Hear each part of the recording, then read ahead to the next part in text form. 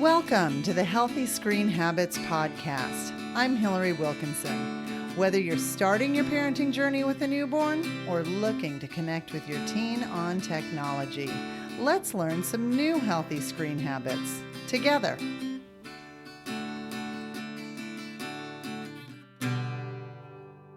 Today's episode deals with the topic of pornography. I want to give you all this kind of heads up in case you're either not in a space where you can listen to this topic today, and I respect that, or you may have smaller ears around you. And that being said, it's an incredibly important episode, and I hope you make time in your schedule to listen when you can. As the founder of Parents Aware, an organization committed to helping parents get off the fence and start talking with kids about pornography, my guest today is well-versed in starting conversations. She uses this skill as the host of the popular parenting podcast, Media Savvy Moms. And although I have to confess, I am not always one who loves to lean into a difficult conversation. I am committed and always looking for the very best ways to protect and empower my kids. So I really feel like we are all going to learn so much today, and I can't wait to get started. Welcome to the Healthy Screen Habits Podcast, Marilyn Evans. I am so glad to be here, and I hope that we can kind of take the difficult out of this conversation. I get that it's a really tricky topic and all of us have some inhibitions about it, but that's what we're here to do today, is to take the difficult out of it. Exactly. I love it. You're our trainer. So Marilyn, I'm interested to hear a little bit about your background. What was your motivation behind founding Parents Aware? How did you get started in this particular, you have a very specific niche of digital wellness. Yes. And I've particularly made a conscious effort to stay in that niche. It goes back to raising my own kids. I have 5 boys. The oldest is 27 now. The youngest is 13. And as our older kids started getting more involved with computer, and we're going back a few years, I kind of realized, oh my gosh, like they could access anything. And I almost came to that realization on my own while they were, stumbling across pornography, really. And I could see the impact that it was having on them. We had a conversation or two, thought that was done, but I started to hear the conversations of my friends around me, and this was becoming a big concern for everyone. I'd hear moms, I remember distinctly, if I can share a quick story. Absolutely. No, I find it very relatable to hear other moms' journeys through their process, because I recognize it. Yeah, I probably tell this story a little different every time, like how I came to create Parents Aware. But today I'm picturing myself lying on my living room floor. We had a book club, so my best friends were over. I was hosting. It was late into the night. Some of the women had gone home, and one of my closest friends, I guess we're kind of gossiping here, was talking about, gossiping in a healthy way, but was just sharing her concern. She had a younger friend who was dating, and it seemed like every young man she dated was into pornography, and it just drove her crazy. Now I'm lying on the floor, being a mom of boys who have been exposed to pornography, and realizing that, I don't know how to have this conversation with my closest friends, let alone find help. And I don't want my boys to grow up to be those boys. And then I started to realize, well, what if my kids figure out how to make some good decisions about their screen habits, but they are dating people that can't figure it out. And so I just realized that we can't go on not having this conversation. And so that's a little bit of my origin story. There's so much more to it. I went to find an organization that I could volunteer for. It really wasn't there what I was looking for. And I just want to get parents talking. And I was not comfortable having this conversation myself. I was hardly comfortable talking to my kids about sex. In fact, I remember asking one of my older boys to rate me on a scale of 1 to 10, how comfortable they thought I was in talking to them about sex. And I got a 3. And I honestly thought that was a fair answer. No, and I'm actually impressed that it was a 3 because I'd probably be in the negative. So yeah, so it was that light bulb moment. Okay, I expect them to change. I expect them to have better habits. Well, what am I doing to guide them along that? What am I doing to create a better conversation in my community? And that's how Parents Aware was born. I love it. And I also, I think it's so important to talk about right now, just, even that word pornography. I can remember when I first started doing, parent education, et cetera, you would be in a room and that was the surest fire way to bring a room to silence was that you drop the porn word and all of a sudden everybody was like, and avoiding eye contact and everything else. Now, I don't know if it's because I have since become so incredibly comfortable with discussing it that I just no longer notice and plow through, or if because it is, it absolutely is within the realm of healthy screen habits. It's one of the big 3 that we talk about, there's porn, there's gaming, there's social media, and those are the big 3. And you cannot discount the porn influence on sexuality of humanity today. But I love what Chris McKenna at Protect Young Eyes says. And he says that we need to release the stigma even around the word pornography and just bring it up, talk about it. And it makes it a much easier conversation to have. There's a saying that pornography thrives in the shadows. So that's where it has power.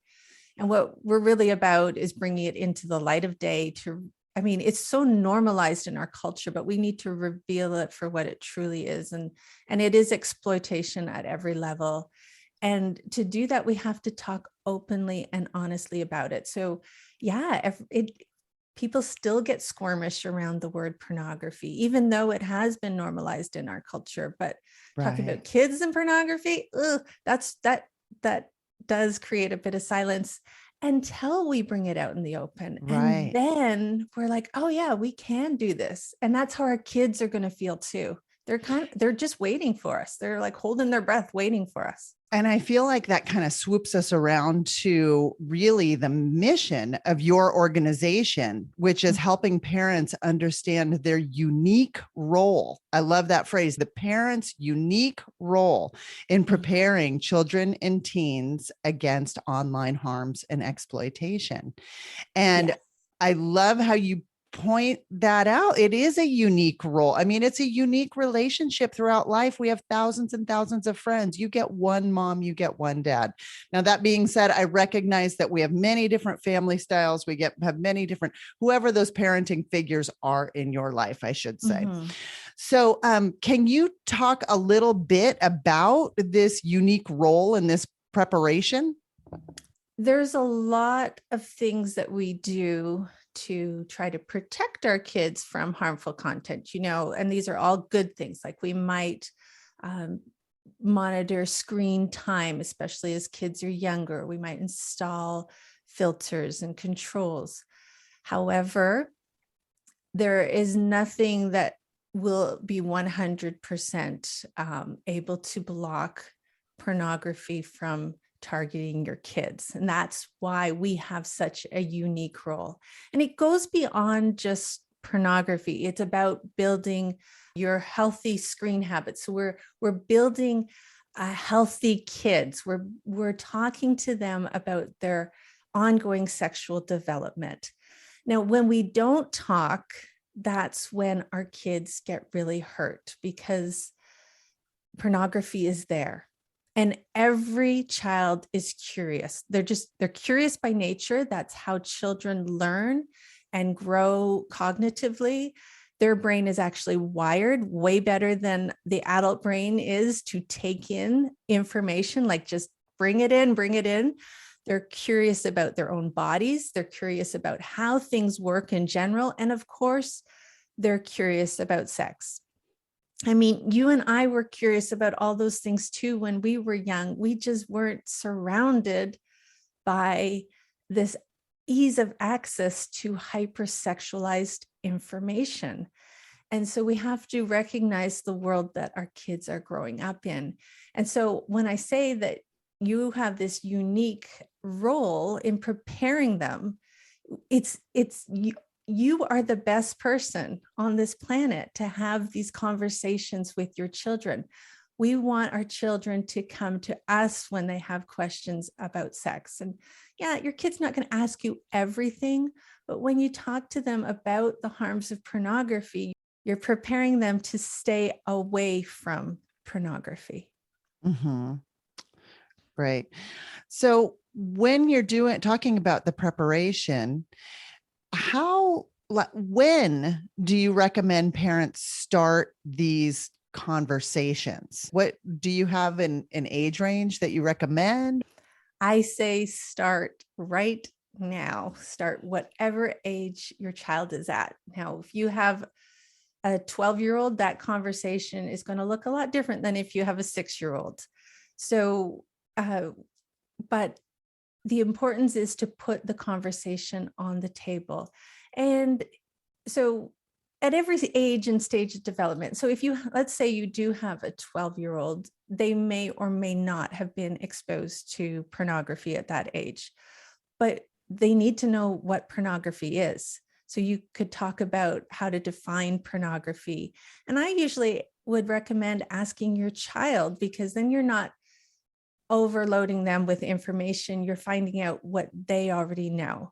And if you have a younger child and you're not quite ready to use the word pornography, well, you can still talk about what private pictures or private information, and or you could even say naked pictures.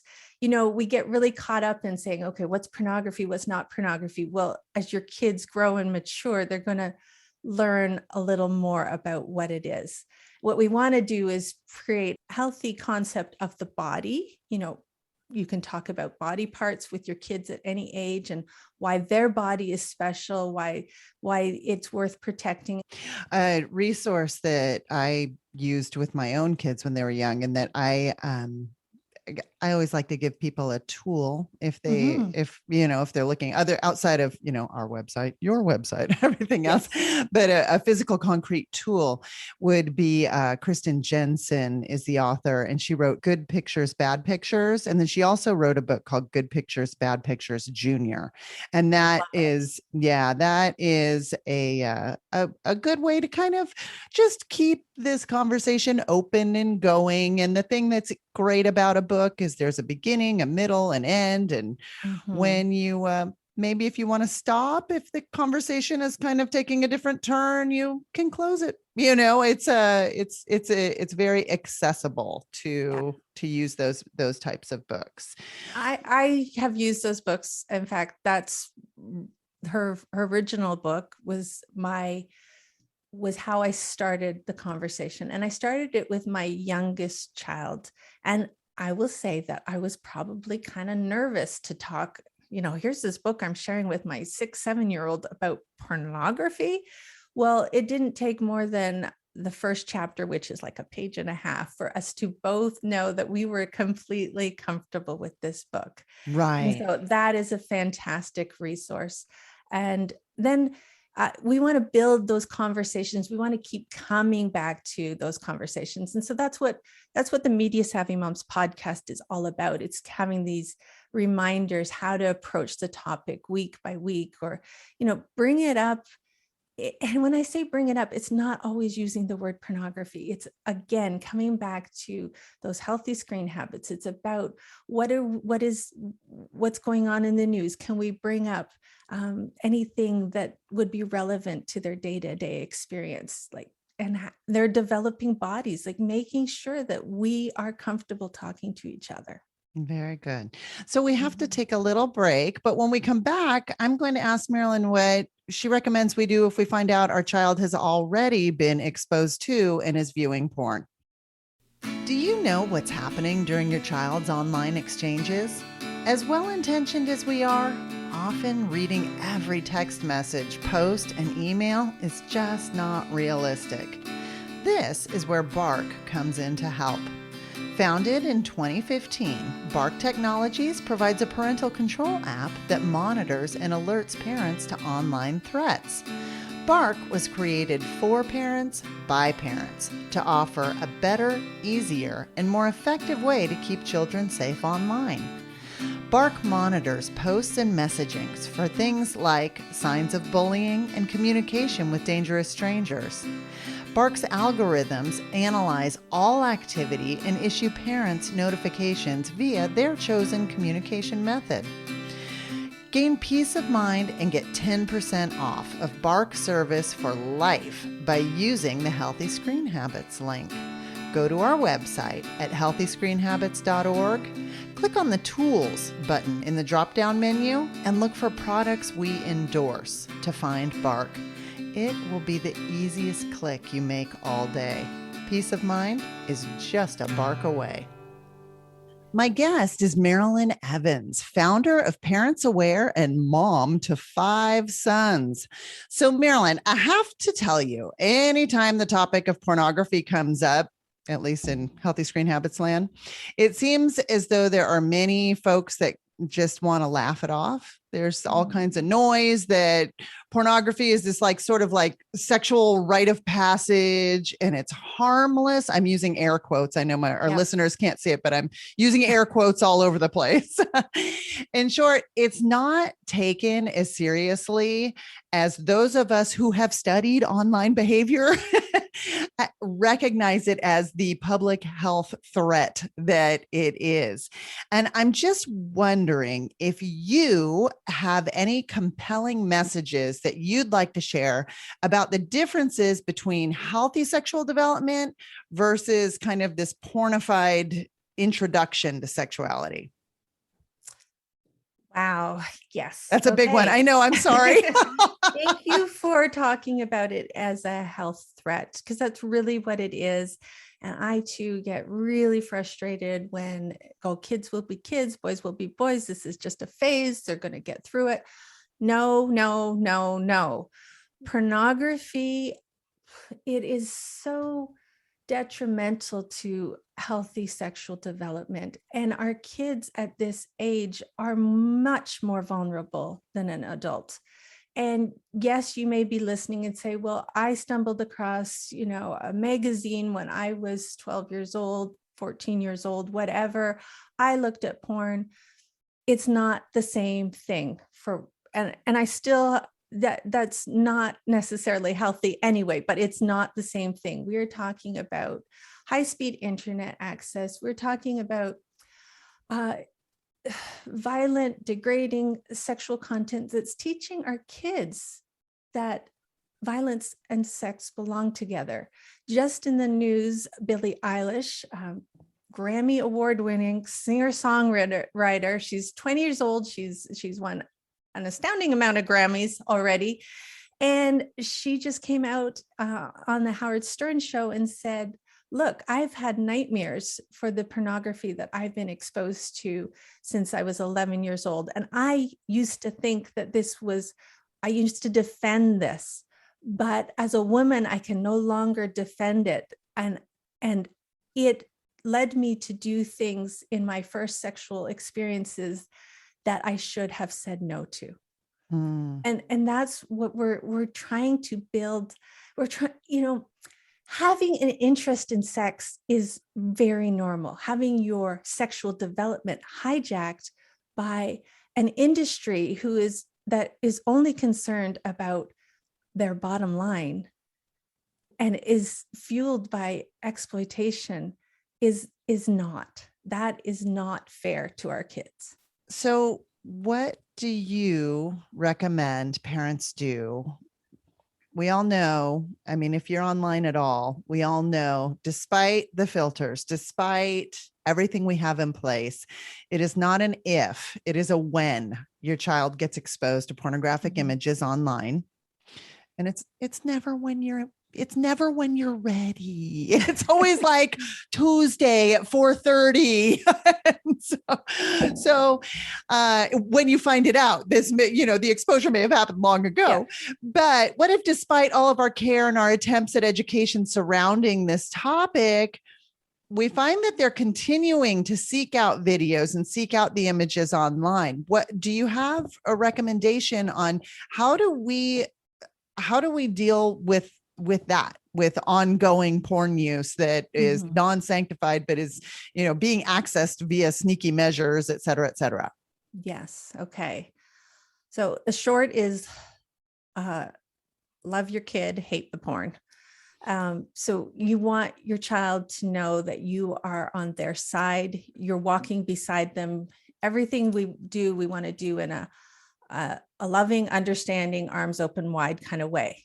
That said, when you discover this, you are going to feel all the feels as a parent. You're going to feel anger, betrayal, shock, horror. And the reason I say that is because I know I've been there myself. I felt like I was punched in the gut, and I didn't know what to do. So all of those feelings you get to share with your partner, your best friend, your therapist, whomever you like. You're going to try not to share those with your kids. We want to come at this in a non-shaming way.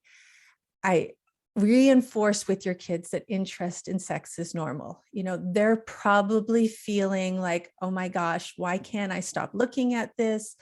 If you've already had a conversation with them, mom or dad has said, this isn't good for me. And yet I keep going back to it. And that is what pornography is designed to do. It's designed to entice, allure, arouse, and the brain lights up. It's excited. So you have this young teen who's got all these confusing thoughts and feelings about their development. They're going through one of the most stressful periods of their life. Their brain is like, oh, I feel really good when I look at porn. And they're going to it almost automatically. And so just keep reinforcing that interest in sex is normal. But check in with their feelings. Like if this is the first time you've had this conversation, you probably want to find out how long it's been going on. Is it, the first couple times? Right. So I think it's important, like, don't assume that the first time that you're aware of it necessarily is their first exposure.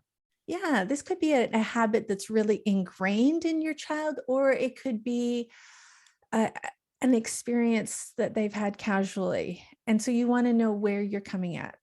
No matter whether your child's been exposed or not, these conversations you have with them, will keep them brief, especially to start with, until your child is comfortable having that conversation. Yeah, which I think that is tricky in its own right, because we tend to like want to do this massive brain dump on things. Exactly.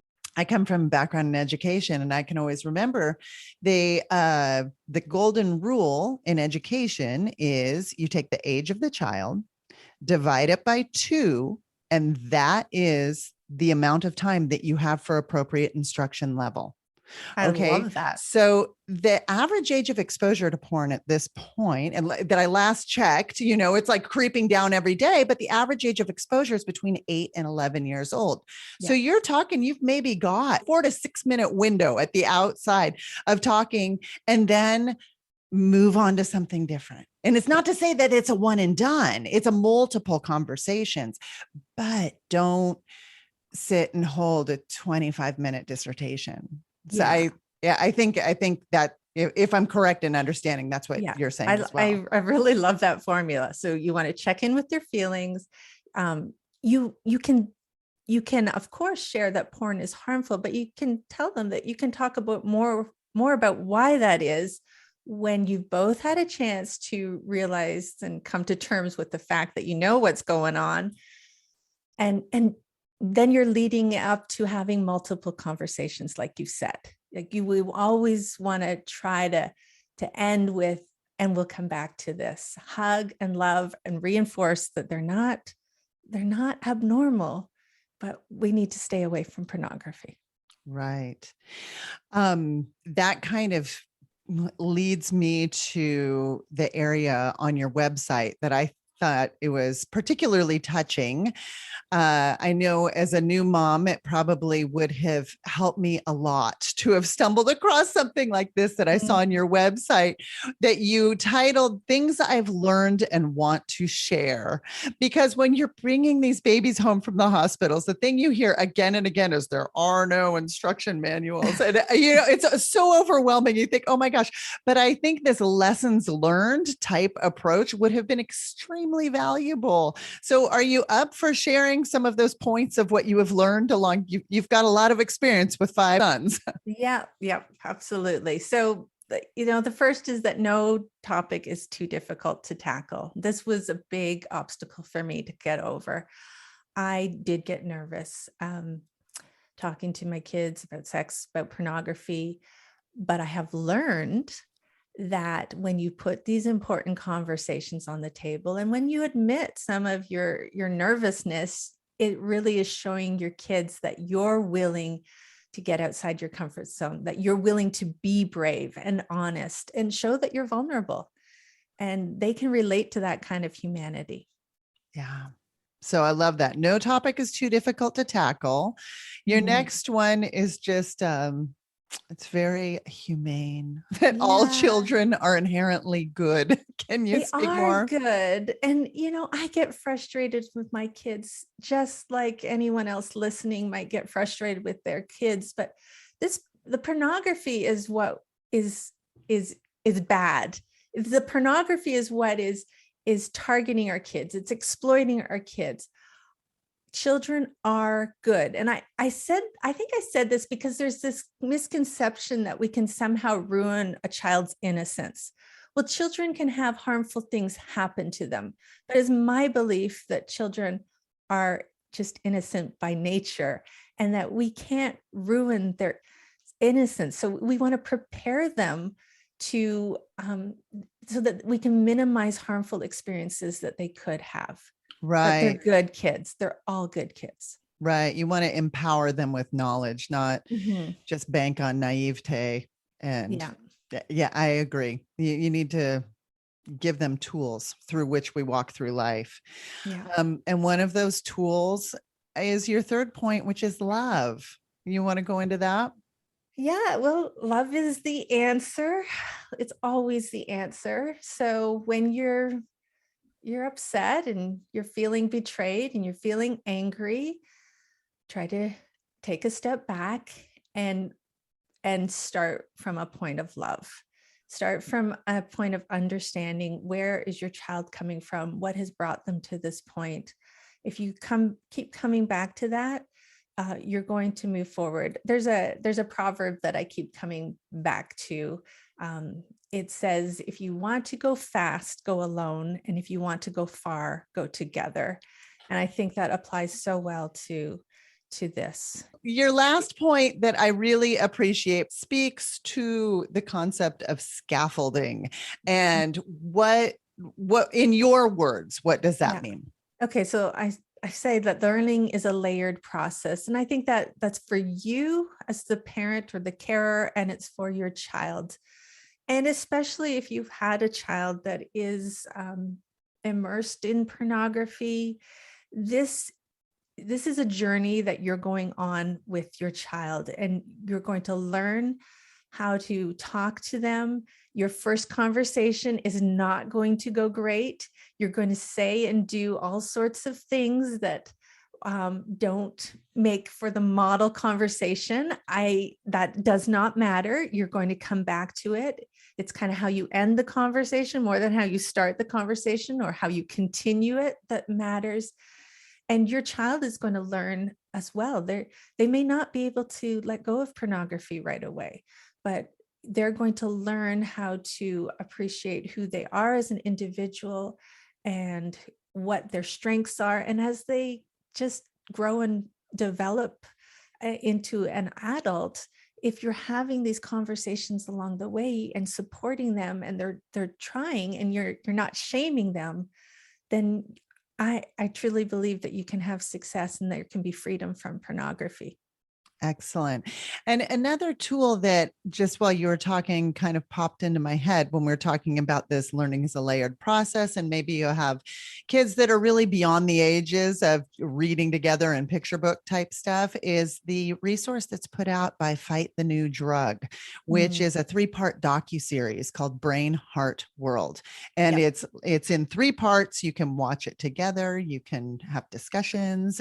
I would recommend watching it before your children do to make sure that you're comfortable with the content that's in there. But I'll link all of these resources that we're talking about. Yeah, that's a fantastic resource. I love it for kids age 11 and older. Again, you watch it first, know what you're getting into. But the first part, I watched it not too long ago with my boys. And I always ask them, what age do you think that kids could handle this? And they definitely said middle school. It's very well done, and it isn't graphic. And they love the sense of, there's kind of this quirky narrator that appeals to kids that age. It's very hip. It's very, Fight the New Much Drug cooler is than I am. Hip. Yeah. Fight the New Drug is edgy, and their graphics, and I mean, they know their audience. So it's very well done. So I will put in a little plug for, I have a much less cool, but very appropriate for parents course. It's called Get Off the Fence. I think you referred to it at the beginning. Yes. Confidently talk to your child or teen about pornography. And it's a very short course and walks you through how to have that conversation, whether it's the first time or these layered conversations. Very good. So we have to take a short break, but when we come back, I'm going to ask Marilyn Evans for her healthy screen habit. At what age should I give my child a smartphone? How much screen time should I allow each day? What are the best filters to use on my family's devices? Sound familiar? These questions and more are answered at the Healthy Screen Habits website. We've curated the best articles, books, videos, and many other resources to help you figure out how you want to use technology in your life. Click on the awareness section to learn about the issues and dangers surrounding screen use. Then click on the tools page to download printables you can use with your family today, including the Healthy Screen Habits Family Technology Plan. Visit our website at www.healthyscreenhabits.org for the resources and tools you need to get started. My guest today is Marilyn Evans, a mom with a passion to get parents off the fence and help them get through the process of having porn talks. Now, Marilyn, on every episode of the Healthy Screen Habits podcast, I ask each guest for a healthy screen habit, which is a tip or takeaway that our listeners can put into practice in their own home. Do you have one that you can share with us today? I do. So I've mentioned a couple times that talking about pornography isn't just talking about pornography. And one of the things that's really helpful for developing these healthy screen habits is to know who you are as an individual and as a family, and to be able to identify and articulate your core values. We all think our kids know what their values are, but it actually really helps to talk about them. And this can help our kids reject pornography and guard against other forms of exploitation that they'll come across online. So really quickly, answer the following 3 questions as a family. What do we want to be? Or what do I want to be as an individual? What do we want to do? So what do we want to be as future? Think about future goals. What do we want to do? How do we want to act presently? And what am I passionate about? And don't overthink it. Just make it super fun, make it quick, post the answers where you can see them, and consider how your current screen habits support these values. I like that. I like the bridging of real world and online world. I always hesitate to use that phrase real world anymore, because honestly, the screen world is our real world. I mean, nothing illustrates that more than the past 2 years that we've been all living online. Uh-huh. But between our physical world and our online world, I like that bridging of kind of who we are, where we want to be headed, and kind of what's driving that with what do we stand for? Yeah. So I like it also because it's a conversation that sounds like it can be had again and again. I mean, It would Yes. change year to year. It might even be a New Year's conversation, You could go really in depth on this. I've given you like the super uber condensed version, but you can have a family mission statement and spend a week putting it together. I just want you to start and get thinking about it. Yes. So if our listeners would like to listen to more of Marilyn Evans' wisdom, they can find it at the Media Savvy Moms podcast, or have a look at the website, parentsaware.info. I will link all of these resources in our show notes. And as always, I can't really thank you enough, Marilyn, for the time that you took to chat with me today and share with our listeners and our Healthy Screen Habits crew all of your knowledge. Oh, thanks, Hillary. It's a pleasure to be here, and love connecting with other parents who just inspire me. Thank you. For more information, you can find us on Instagram and Facebook at Healthy Screen Habits. Make sure to visit our website, healthyscreenhabits.org, where you can subscribe to the show on Apple Podcasts or via RSS, so you'll never miss an episode. It's free, it's fun, and you get a healthy new screen habit each week. While you're at it, if you found value in this show, we'd appreciate you giving us a quick rating. It really does help other people find us and spread the word of healthy screen habits. Or if you'd simply like to tell a friend, we'd love that too. I so appreciate you spending your time with me this week, and I look forward to learning more healthy habits together.